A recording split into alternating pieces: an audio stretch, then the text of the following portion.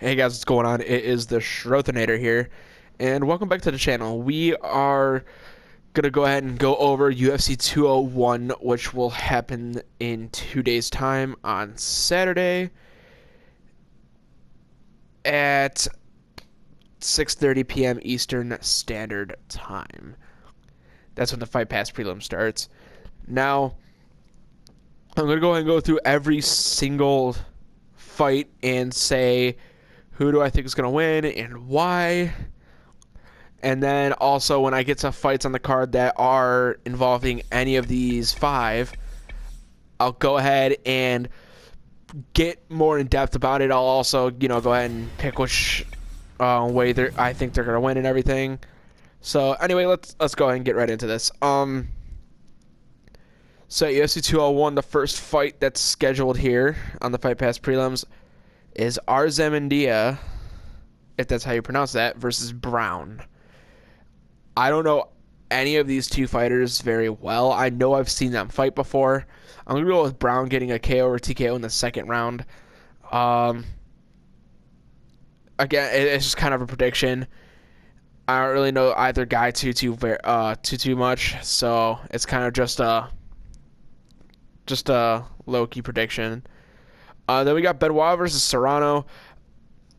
I remember seeing Benoit fight.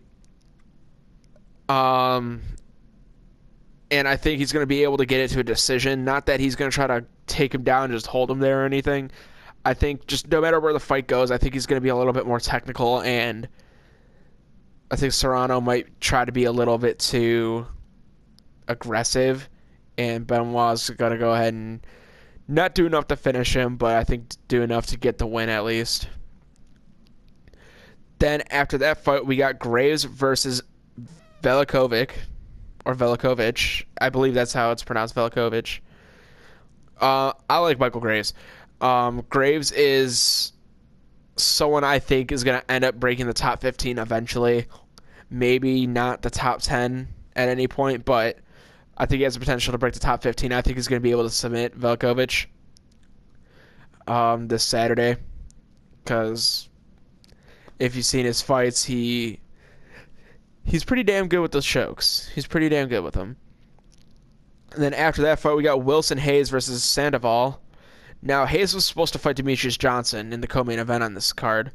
For some weird fucking reason. I have no idea why. Reyes has done absolutely nothing to earn a title shot. He's ranked number 7, so that also says he's done nothing to earn a title shot right there. So I'm kind of glad DJ got hurt. But I'm also not glad that DJ got hurt because I love watching DJ fight, and also, I mean, I don't want him to be hurt. You know what I mean?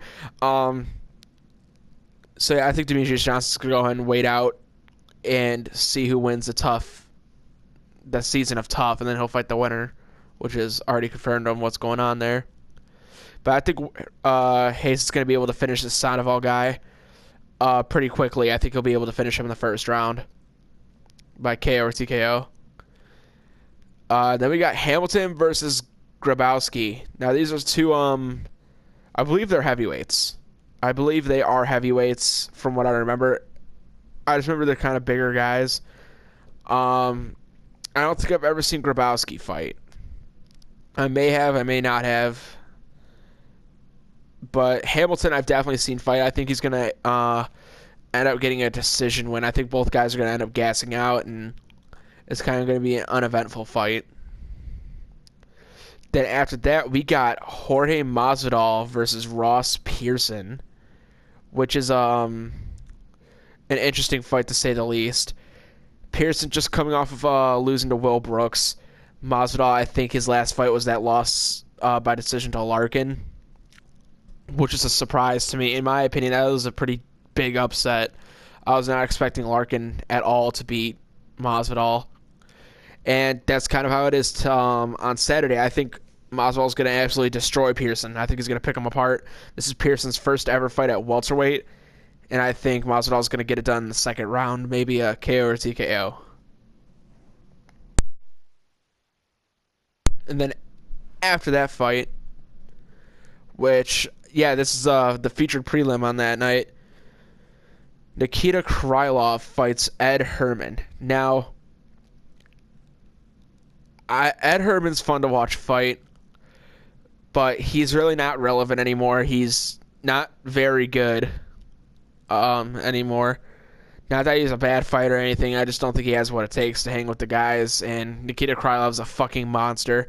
I think he's going to end up getting a KO or TKO in the first round. I think Herman's going to go down, and as soon as he gets knocked down, Krylov's going to pounce on top of him, and I don't think he's going to let up.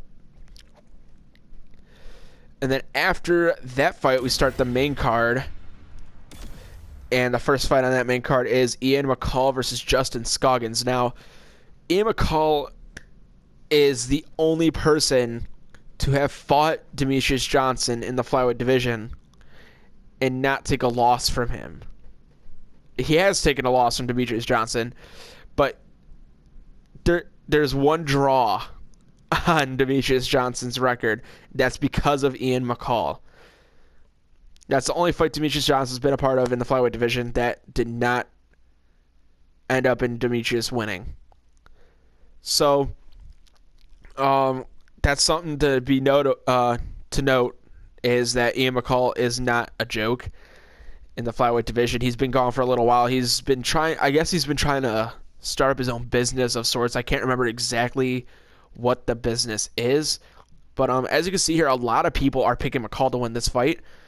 But I'm going to go ahead and agree with Kenny Flory on this. If you guys did not see UFC tonight, I think Justin Scoggins is one of the guys to watch tonight on Saturday night. Scoggins has some great movement, some good striking, has some good, I believe a good rear naked choke, if I'm not mistaken. Or was it a guillotine? I can't remember. I remember him getting someone with a choke before, and it was pretty nice. But no, I think Scoggins is going to get it done. Honestly, I think he's going to pull off a good decision. I think it's going to be a close fight throughout, but I think Scoggins is going to be able to get it done with a decision there. I just think he's going to be able to move better than McCall, and then I think he's going to be able to work him a little bit better.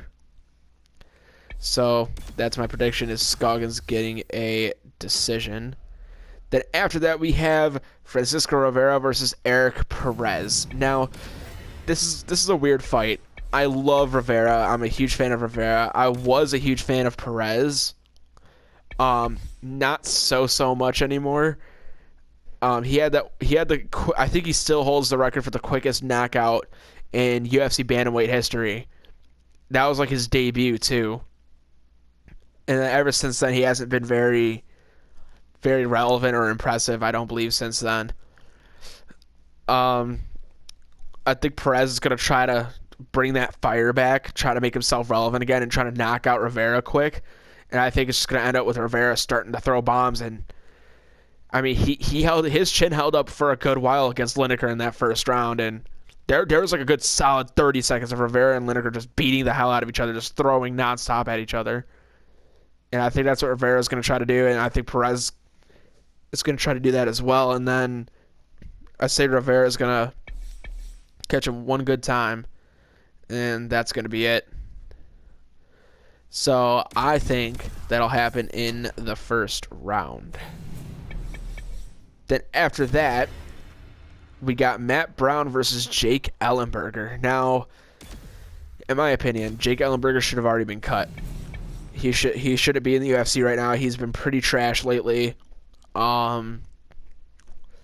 He's been losing to guys, but also I can understand why they haven't cut him, because the guys that everyone he's lost to are like in the top 10 right now, I believe. Top 10 or at least top 15, so it makes sense kind of that he's still in the UFC, but I don't understand why they gave him Matt Brown. Matt Brown hasn't been doing that well as of late either, but you know, Ellenberger should be fighting someone in the top 15 still, or maybe even unranked, but no one in the top 10 like Matt Brown is. Matt Brown should be fighting someone in the top 15 or the top 10 somewhere. But yeah, like I said, I think Ellenberger should have already been cut, possibly, and I don't think he has what it takes to be in the UFC at this point in time. So I'm going to go with Matt Brown, and I think he's going to end up finishing Ellenberger in the third round.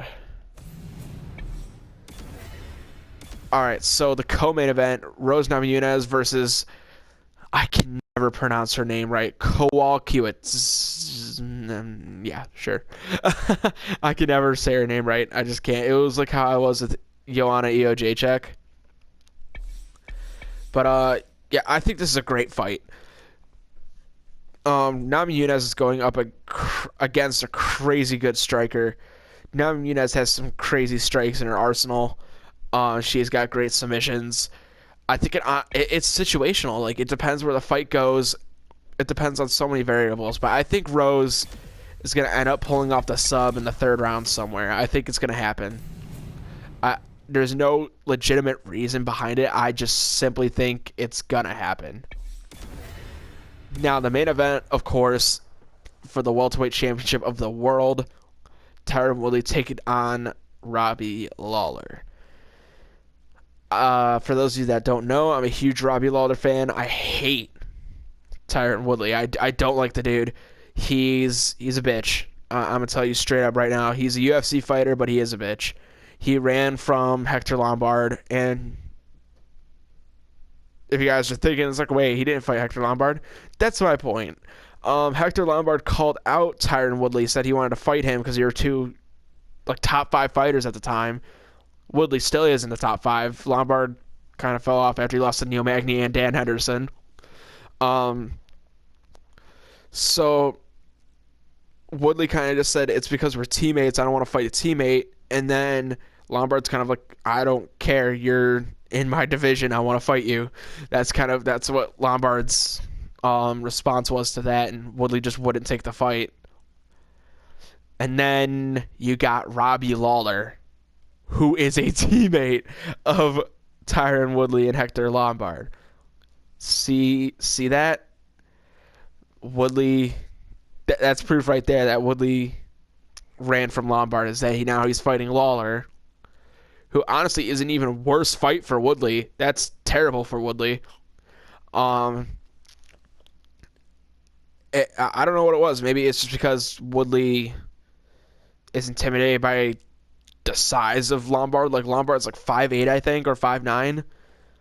Yeah, I think he's like 5'8", and he just looks jacked as shit. Of course, he got caught with steroids, I believe, last year it was. But yeah, like, I clearly think that Lawler's gonna pick up the win in this fight.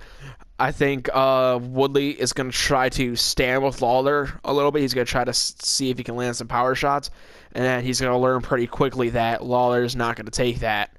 And then Woodley's going to go in for clinching up and taking down. I think he's going to be successful if he goes for the clinch, but I don't see Woodley clinching up too much with Lawler with the fear of getting hit with a nice elbow or a knee.